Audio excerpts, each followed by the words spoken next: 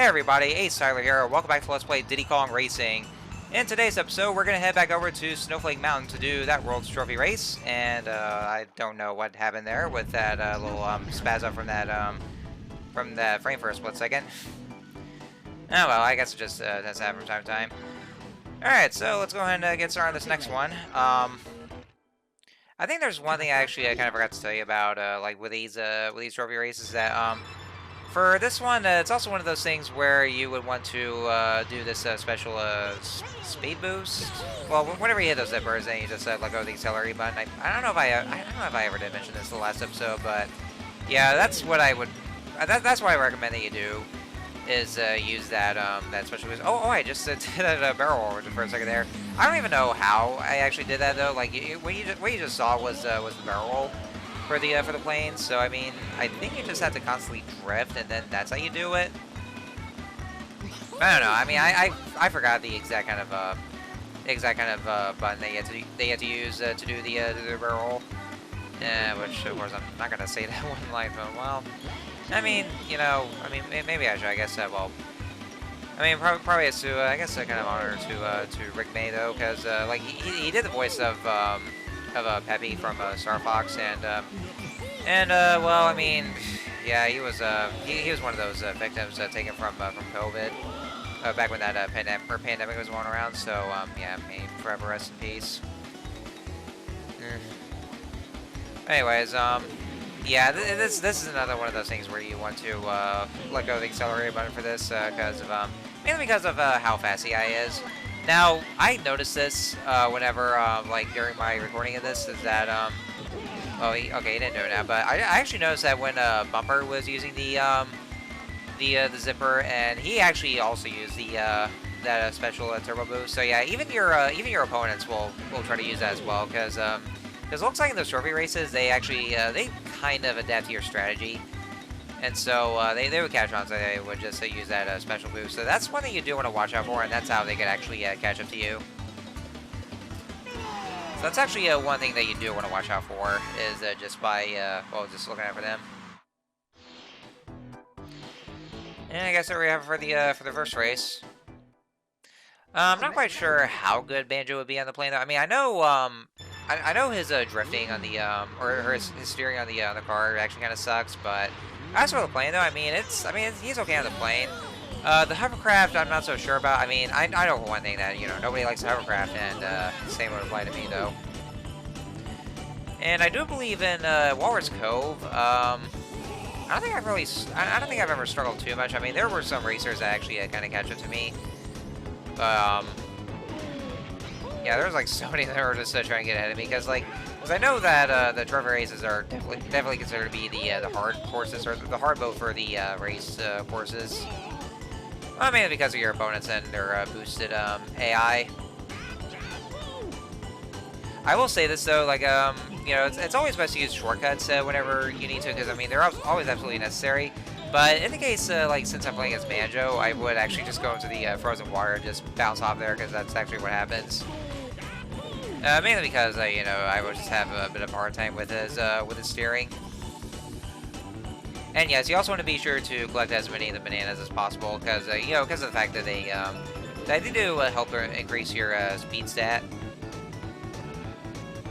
I think you can only carry up to 10 bananas at a time. I mean, I think I mentioned this, but I do believe that they can carry up to 10 bananas at a time, and then just no more than that. But that's like the maximum capacity of those. Like if you just want to reach your top speed, and then they just that's when they do help increase your speed. So you do want to be sure to collect as many of those as possible. And try not to risk losing those bananas either, because yeah, there will be those instances in which the racers will they will pick up those red balloons, and then they will always go for the homing missiles, and yeah, they'll just try to home in on you as well. And then that's actually when you lose your bananas. So that's something you want to watch out for.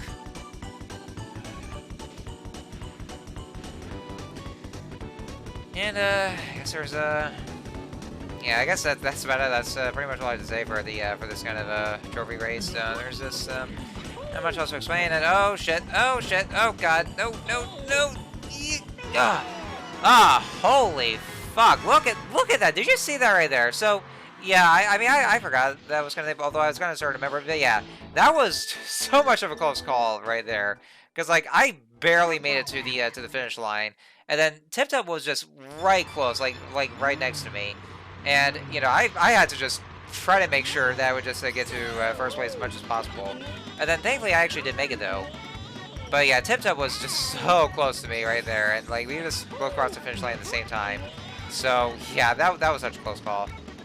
Now, Snowball Valley, this is where I actually struggled the most, or especially with Banjo. Because, for one thing, because of the terrain of this course, and also, yeah, you see how, this is actually a good example of how bad Banjo's turning is that you can actually go careening off course, and then, yeah, that's what happened. I get, like, close to where that key was, and then with so many of those twists and turns that you have to deal with in this course, yeah, I really started to fall behind. As you can see, I'm in, like, 8th place right here. And that's how bad I was doing right here because of having to deal with Banjo's steering because of how bad it was. And I tried to take those shortcuts as well, but yeah, you see how much I'm struggling here. And yeah, with all these turnings I had to do, all the twists and turns, and how slowly it is. Yeah, that was a bit of a struggle for me. And yeah, this is actually where I don't make first place ever because somebody else made first place. And I try to get up ahead, but then Timber just won't move out of the way because he keeps like moving to where I was positioned to be. And yeah, that was how bad I did for this one. And so I got no points because of that. So yeah, if you reach about like 7th or 8th place, maybe 6th place, then you won't be getting any points at all. And so the other racers will get them instead of you. Thankfully, though, I was still in the ranking for first, but this is actually where, like, since I made 7th place, then I mean, maybe I would do good considering I did make first place in the other courses, but yeah, that was where, like, during the recording that I would go like, oh, man, I really had to win first place for this. And, oh, yeah, did you see that? Oh, did you just see that just now? So, yeah, that was a homing missile that somehow whizzed past me. I mean, I somehow lucked out. Because normally, like, if one of the racers actually uses a homing missile on you, then you're practically fucked, but somehow I dodged that. I don't know how. I mean, I just dodged that right there, or that homing missile. I don't know how that happened, but I mean, I'm grateful because that way there, like, I didn't get hit at all, but goddamn, like, I don't know, that was just by sheer luck.